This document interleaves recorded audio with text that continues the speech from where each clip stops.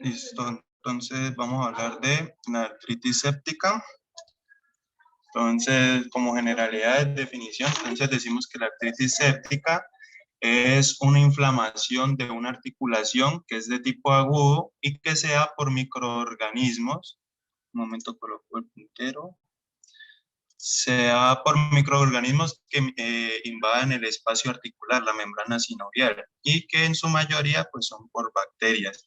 Entonces tenemos al Staphylococcus aureus como el principal agente, que se da más que todo en adultos. Sin embargo, también puede estar la Neisseria gonorrhoeae, frecuente en personas sexualmente activas, y es lo que llamamos la artritis gonocócica. Es más frecuente en mujeres que están en periodo de menstruación o que están en embarazo. En pacientes que tienen prótesis articular, entonces está el estafilococo epidermidis. En niños menores a 5 años tenemos la hemófilo influenza. En enfermedades crónicas, que son el 20% de las artritis sépticas, o en pacientes intrahospitalarios, entonces tenemos infecciones por gram negativos. Tenemos a esos pacientes que tienen tuberculosis. El 1% de estos pacientes desarrolla artritis tuberculosa y ese 50% de los que desarrollaron esa artritis tuberculosa tienen compromiso de la columna. Y también hay infecciones con hongos, pero lo más frecuente es por bacterias y el principal factor es Staphylococcus aureus. Es el diagnóstico diferencial clásico de la monoartritis. Entonces, si nosotros tenemos un paciente que llega a nosotros por una monoartritis, nosotros podemos o vamos a pensar en una artritis séptica. La diseminación de este agente sea por vía hematógena, por inoculación directa o por diseminación contigua. Y se asocia frecuentemente a traumatismos y a drogadictos por vía intravenosa. Tenemos factores de riesgo. El principal factor de riesgo es aquellos que se le ha hecho un cambio en arquitectura, en anatomía articular. Entonces, esos pacientes que tienen prótesis, esos pacientes que tienen artritis, que tuvieron artritis séptica previa o que tienen antecedentes de artritis reumatoide, todos esos pacientes están predispuestos a tener una artritis séptica. Traumatismo y drogadicción intravenosa y estados de inmunosupresión como alcoholismo, diabetes, pacientes con procesos neoplásicos o aquellos que le están haciendo tratamiento con corticoides. Si recordamos la exposición anterior, en la artritis reumatoidea, uno de los tratamientos es con corticoides. Entonces, por eso estos pacientes están predispuestos a tener artritis séptica. En la epidemiología nos basamos en los Estados Unidos, entonces tenemos una incidencia anual de artritis séptica de 2 a 10 casos por cada 100.000 habitantes. Y si estos pacientes tuvieron una artritis reumatoidea, entonces aumenta de 28 a 38. Tiene una baja mortalidad del 7%, pero tiene una morbilidad del 50%. Y los pacientes que tienen esta condición, pues reportan que tienen una pérdida de la funcionalidad articular. Vamos a hablar ya de la fisiopatología. Entonces, la bacteria se disemina vía hematógena. O sea, el microorganismo llega aquí, a la cápsula articular, la bacteria. ¿Cómo? Vía hematógena. Entonces, llegó por sangre o un poco contiguo, entonces el paciente tiene una infección aquí en el hueso o en los tejidos blandos, o por inoculación directa, entonces el paciente que tiene con antecedentes de cirugía o que tuvo una inyección, o traumas, o me mordió un perro. Entonces, todos esos pacientes va a llegar ese microorganismo aquí. Entonces, la bacteria va a llegar a la membrana sinovial. En este lugar se ubica. ¿Qué pasa? La membrana sinovial tiene una característica que es que no tiene membrana basal. Como no tiene membrana basal, va a permitir que esta cruce hasta este espacio con mucha facilidad. Pero bueno, retornemos aquí. Estamos en la membrana sinovial. En esa membrana sinovial está la bacteria, ocasiona una respuesta celular inflamatoria, entonces mayormente por neutrófilos, y estos atraviesan y llegan al líquido sinovial. penetran el espacio articular y llegan al líquido sinovial. Por eso es que el líquido sinovial, lo vamos a ver más adelante, se torna de un aspecto purulento, turbio, que tiene, y es uno de los criterios mayor a 50.000 leucocitos. Las bacterias se adhieren, se comienzan a adherir al cartílago articular y comienza la degradación 48 horas después. Por esto es una urgencia. Un paciente que llega con nosotros con artritis séptica es una urgencia por la pérdida de funcionalidad aguda que produce. ¿Por qué se comienza la degradación? Son una combinación de factores. Entonces, aumenta la presión intraarticular, se da liberación de proteasas y citocinas, se da la invasión de las bacterias y las células inflamatorias. Entonces, esto comienza a tener un daño. ¿Cuáles van a ser las manifestaciones clínicas? Entonces, como habíamos dicho anteriormente, la artritis séptica hace parte de las monoartritis, especialmente de las inflamatorias. Todo lo que llaman articulación roja caliente. ¿Listo? ¿Cuál es la clínica clásica? Entonces el paciente va a tener un dolor intenso en reposo. Recordemos que este dolor es agudo. Va a tener calor local, va a tener hinchazón, eritema y limitación funcional.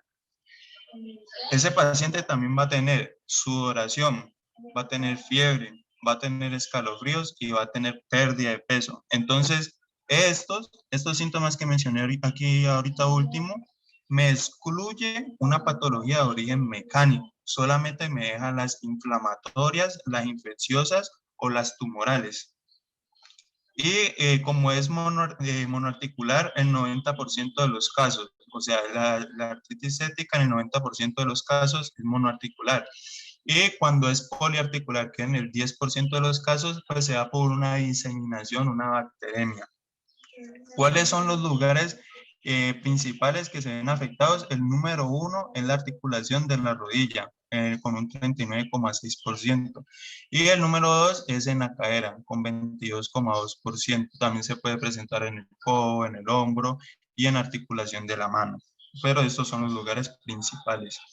Todo paciente con monoartritis se debe pensar en una infección hasta que se demuestre lo contrario. Y como les decía, es una emergencia médica por la pérdida de la funcionalidad.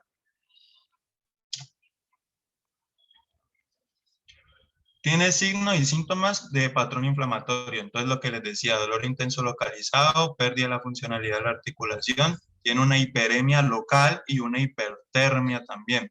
Y la fiebre se presenta, no es hepatoneumónico, pero se puede presentar y tiene una sensibilidad del 57%. ¿Qué vamos a hallar nosotros cuando exploramos ese paciente? Lo primero es que dicen que hay pacientes que ni siquiera se dejan retirar la sábana del dolor que les produce.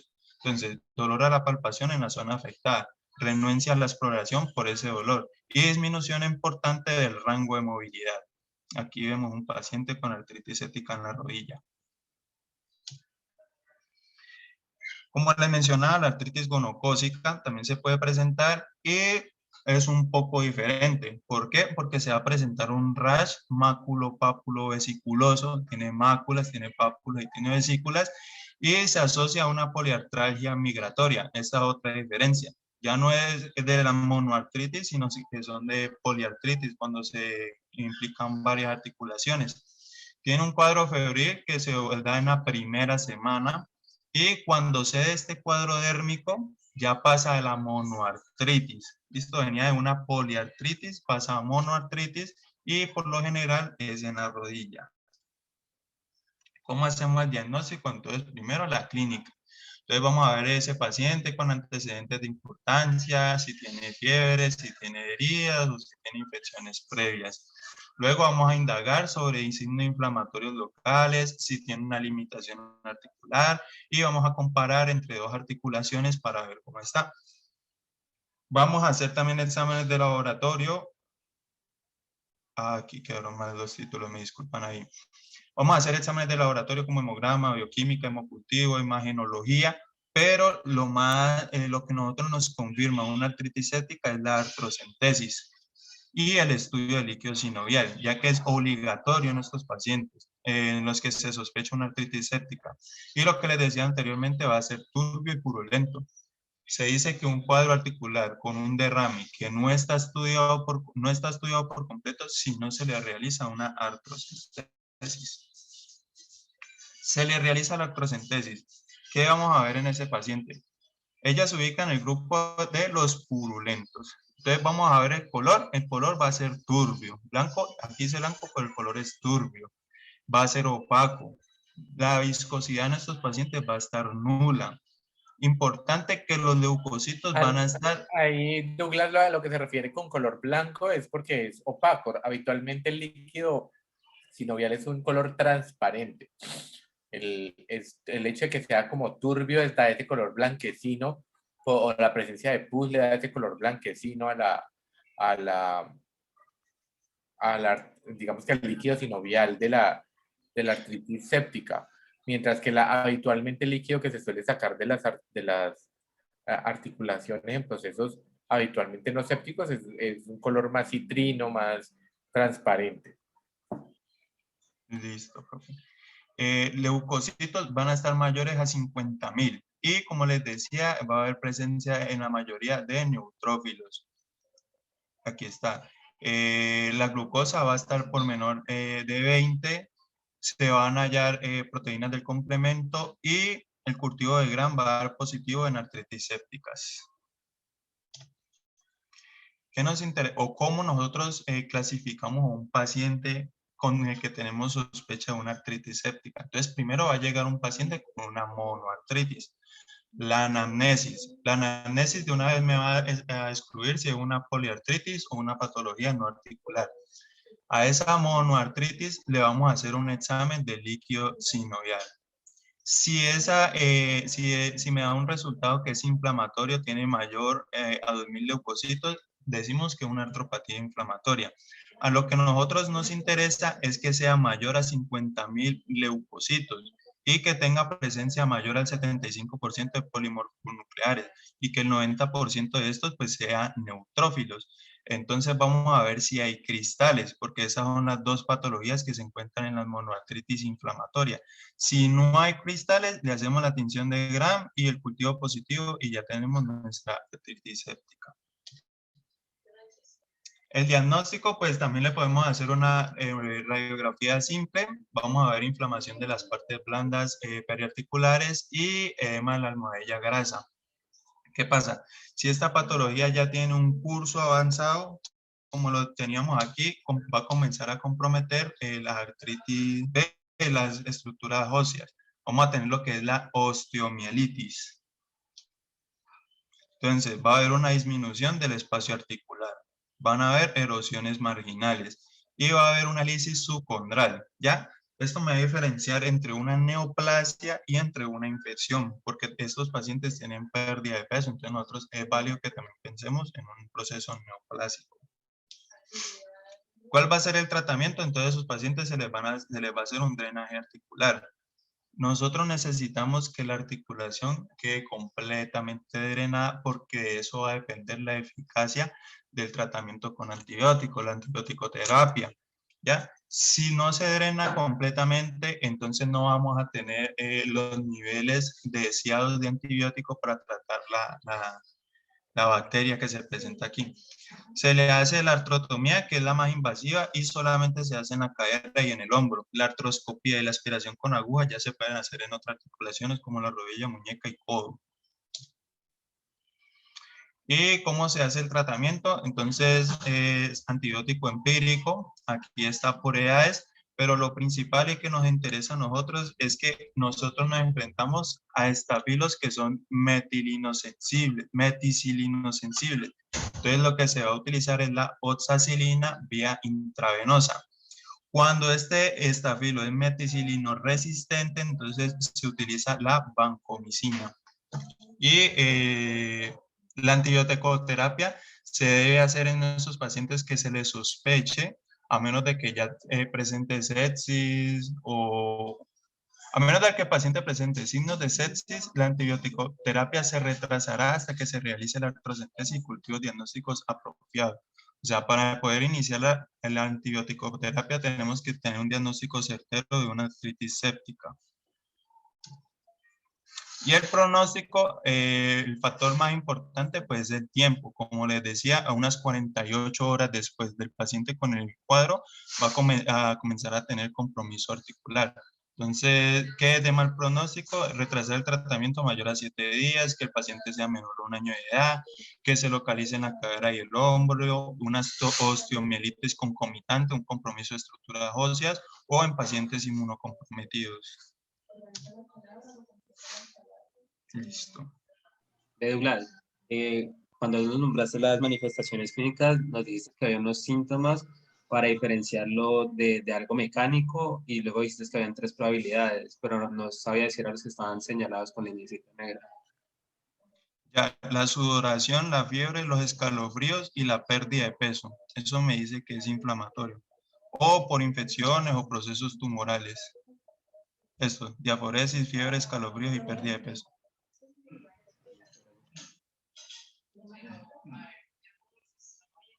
Bueno, entonces empecemos a diferenciar. ¿A quiénes les da artritis séptica?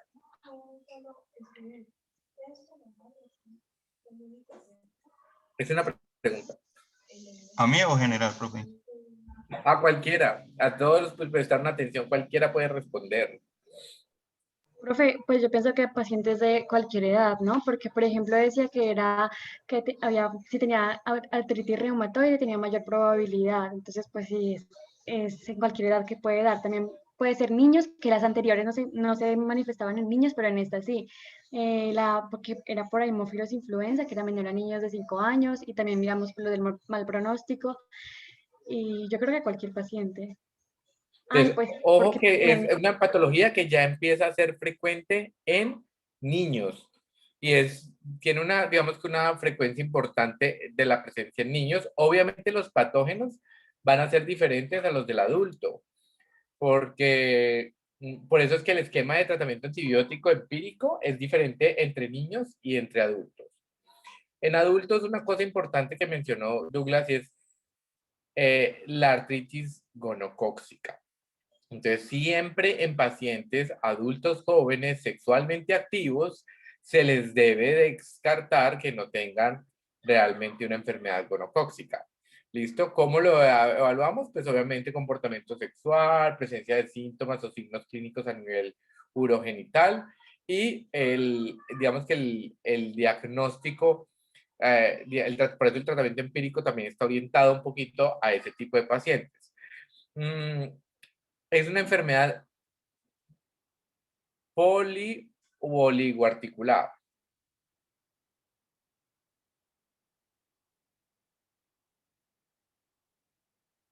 Sería oligoarticular, ¿no? Es oligoarticular, incluso suele ser más monoarticular. La afectación, ¿qué tipo de articulaciones se afectan con mayor frecuencia?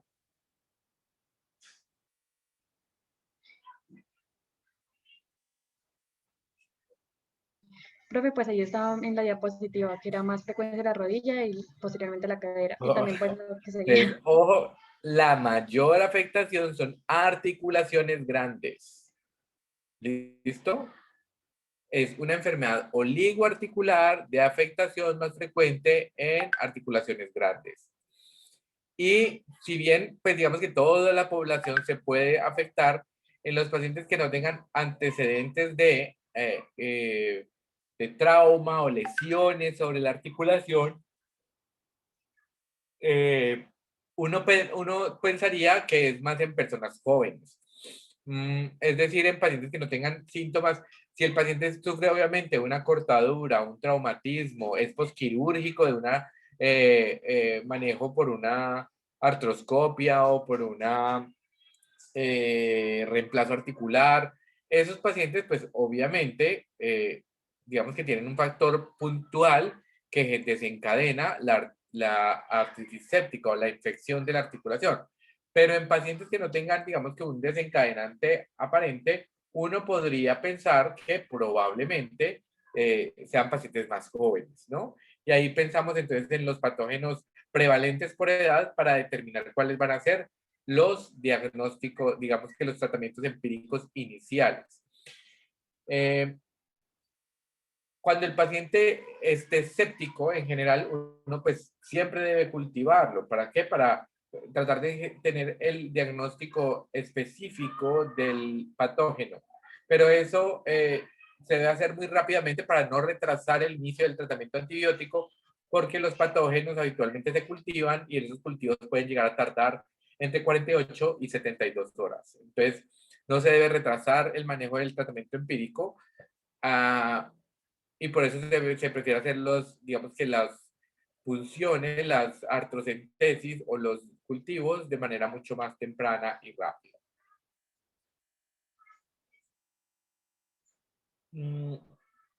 Otra cosa que debemos tener en cuenta en este tipo de pacientes es específicamente la sintomatología sobre la articulación. Es una articulación que es altamente dolorosa. Adicionalmente, es un dolor que no es de origen mecánico, es decir, se desencadena con el movimiento, sino que en reposo la articulación ya per se es dolorosa.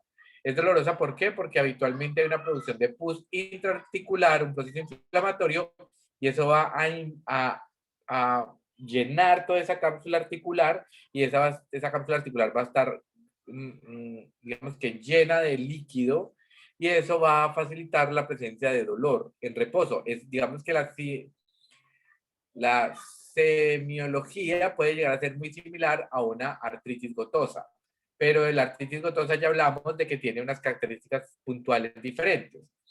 ¿Cómo diferencio yo una artritis gotosa de una artritis séptica? Ambas son monoarticulares o son oligomonoarticulares. Primero, la artritis gotosa habitualmente afecta siempre las mismas articulaciones.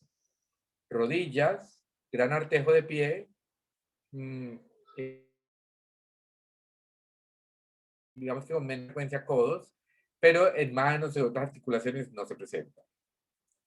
Si bien pueden haber algunas manifestaciones locales de procesos inflamatorios, la renitencia o el proceso séptico total de la articulación la hace mucho más marcado. Por ahí vimos una foto, muéstranos Douglas la foto de la artritis séptica, es mucho más grande, esa articulación se llena de pus, se vuelve completamente renitente a la palpación y tiene unos cambios, mírenlo como está esa articulación. Habitualmente la artritis gotosa no produce cambios tan severos como se presentan en estos. Pero digamos que pueden ser un poquito similares. Ambas articulaciones deben tener cambios inflamatorios, es decir, calor, rubor, dolor a los movimientos, dolor en reposo, porque es un cambio inflamatorio articular. El curso o la evolución clínica de la artritis gotosa es muchísimo más rápida. Es decir, el paciente en pocas horas presenta un dolor intenso asociado a un cambio inflamatorio y es menos frecuente que presente síntomas sistémicos como si lo puede llegar a tener la artritis séptica, es decir, fiebre, malestar general, pérdida de peso, escalofríos, el paciente se puede llegar a tornar séptico y eso es mucho más frecuente, además de que el curso de edades suele ser un poquito diferente. Es mucho más frecuente en pacientes más jóvenes, o pues si es en pacientes mayores, tiene un antecedente de trauma o de lesión, o el paciente que sufrió un traumatismo penetrante sobre la articulación, o que sufrió, o que le hicieron una artroscopia, o que tuvo algún procedimiento que lo haga susceptible a que tenga un proceso infeccioso como tal. En pacientes jóvenes por enfermedades sistémicas, pues son más jóvenes y habitualmente esos pacientes jóvenes no tienen procesos digamos, asociado a artritis gotosa. En la artritis gotosa, por ejemplo, también se caracteriza por ser cuadros que pueden llegar a ser repetitivos. Es decir, a usted ya le llega el paciente casi con el diagnóstico porque dice, doctor, me vuelve a dar gota, porque ya se le vuelve frecuente esa sintomatología y él ya la reconoce. Pues, pero obviamente alguna vez va a tener el primer episodio. Pero son pacientes un poquito más adultos, más mayores, digamos que no adultos mayores, sino adultos más maduros, que tienen un perfil epidemiológico más específico, que vamos a hablar de que eran los gorditos, mal alimentados, poco ejercicio, que presentan más artritis gotosa. Y mientras que la artritis séptica no tiene ningún tipo de relación con ese perfil epidemiológico tan específico que puede llegar a tener la gota como tal. Entonces, eso nos ayuda un poco a diferenciar una cosa de la otra. En cuanto a exámenes, ambos pueden llegar a tener marcadores inflamatorios positivos. Diga, llámese PCR, BCG, leucocitosis, neutrofilia, porque es un proceso inflamatorio, que incluso en la artritis reumatoidea usted puede presentar esos cambios. No son, digamos, tan frecuentes o tan específicos en la artritis reumatoidea porque es un proceso inflamatorio más crónico, de lenta evolución, mientras que la artritis gotosa y las sépticas son mucho más agudas, de rápida instauración.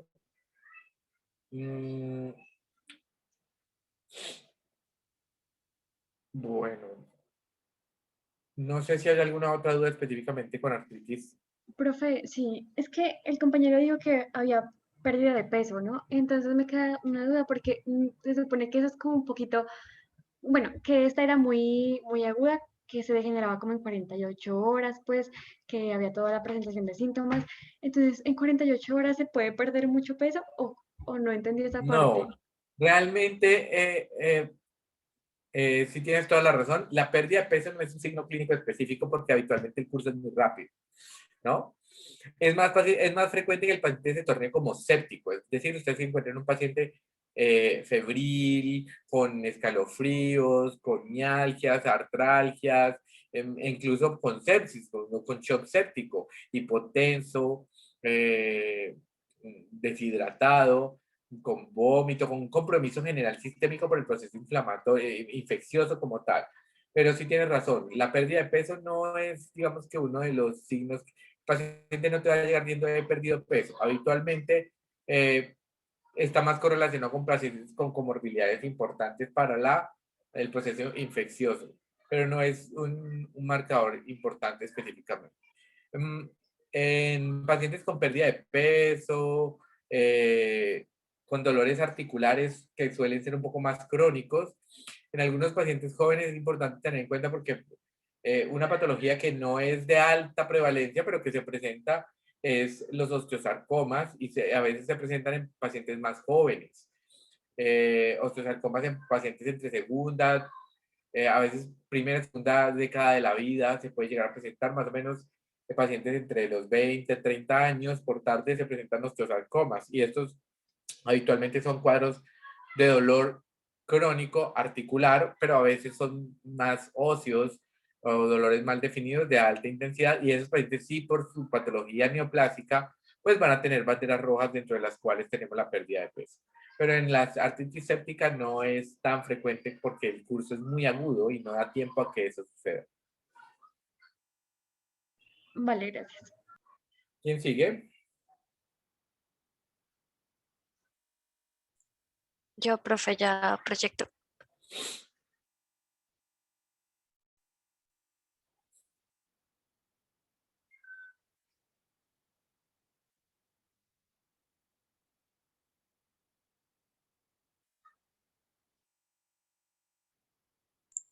Profe, aún no estoy habilitada para proyectar. El anfitrión es Douglas. Ah, ok. Ah, ya.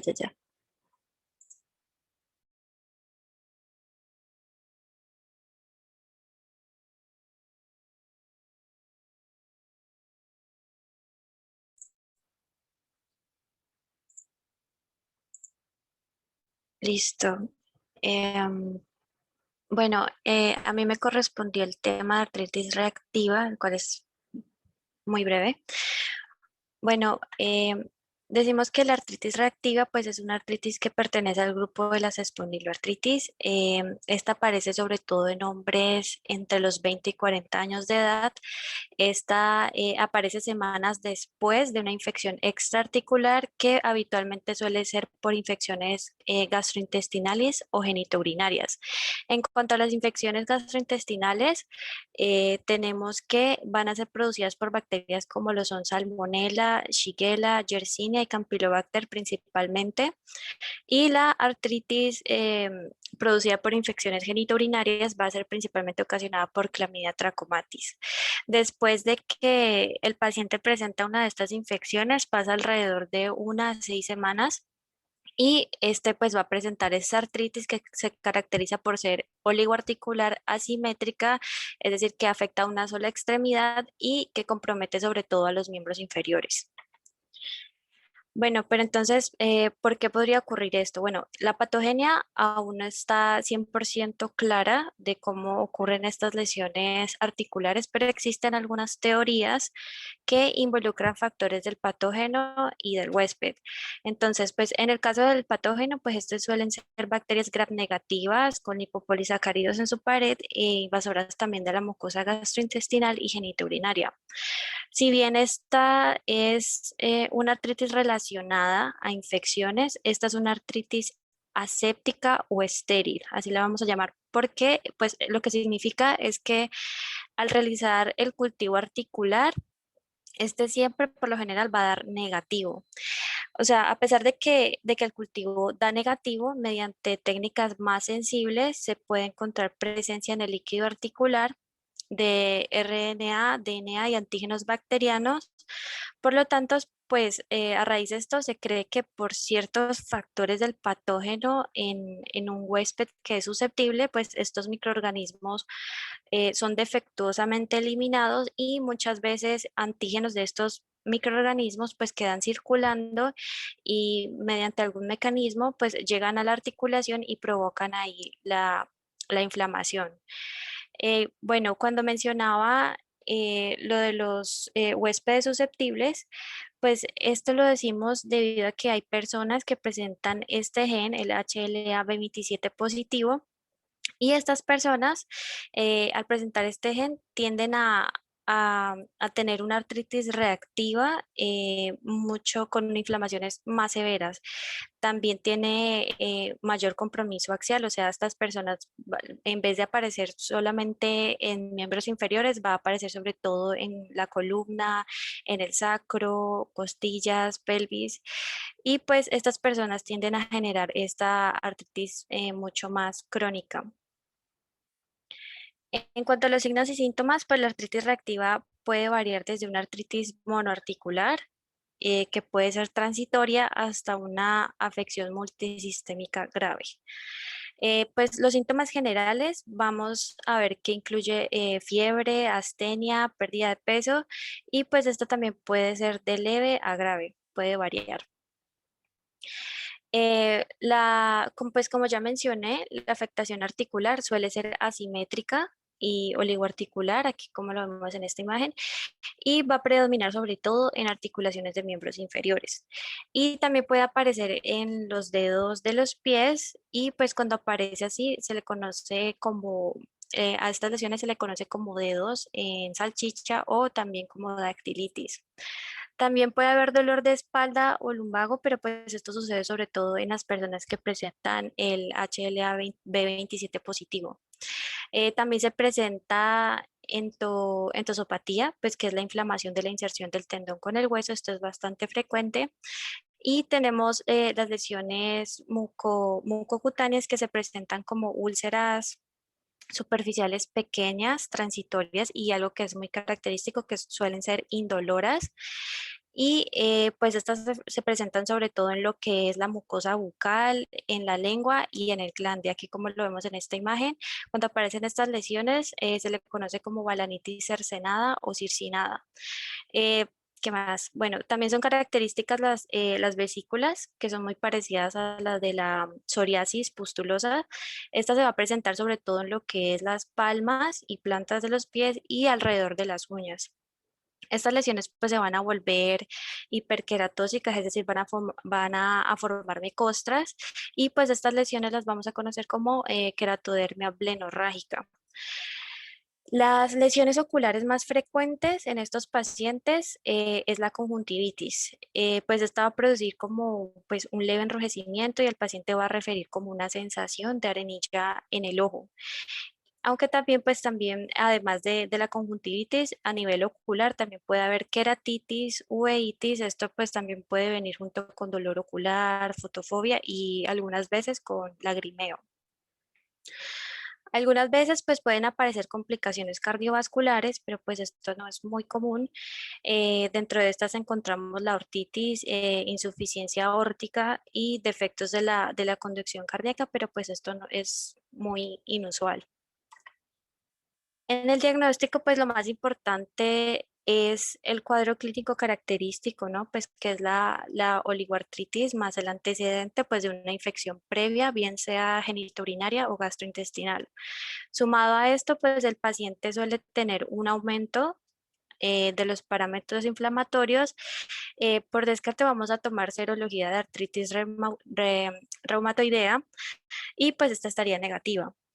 Y también pues tomamos una artrocentesis diagnóstica y pues el líquido articular va a ser inflamatorio y el cultivo va a ser negativo, como ya mencioné ahorita.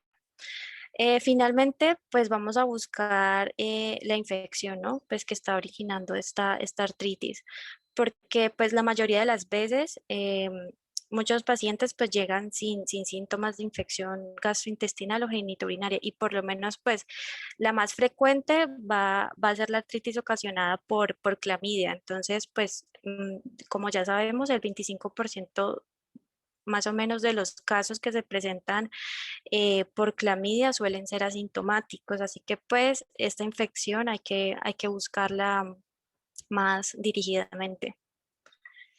El pronóstico pues es bueno. La mayoría de los pacientes luego de que ocurre la artritis a los 6 meses aproximadamente ya están sanos. Hay un 20% que demora un año en la mejoría y hay un 10% que presenta cronicidad y pues estos son los pacientes que presentan el gen HLA-B27 positivo. El tratamiento, pues la mayoría de los pacientes responde bien a los AINES y a los corticoides intraarticulares. Y pues en los casos crónicos se pueden usar fármacos modificables de la enfermedad, como lo son la sulfasalazina o el metrotextato. Y pues el antibiótico está indicado solamente en casos si se documenta la infección en el momento que se presenta también pues la artritis. Y ya eso es todo. Bueno, entonces, ¿quiénes se enferman de artritis reactiva? ¿Qué Los tipo de afección es la artritis reactiva? ¿Qué articulaciones afecta? ¿Qué características puntuales tiene que la hace un poquito diferente? ¿Cómo la podemos diferenciar? Pues que en la anamnesis encontramos un paciente que tuvo una infección previa, ya sea gastrointestinal o genitourinaria. Uno, ese factor. Puede haber un antecedente de una afección gastrointestinal o genitourinaria como manera antecedente. ¿Eso quiere decir de que el paciente tiene una infección en ese momento de la artritis?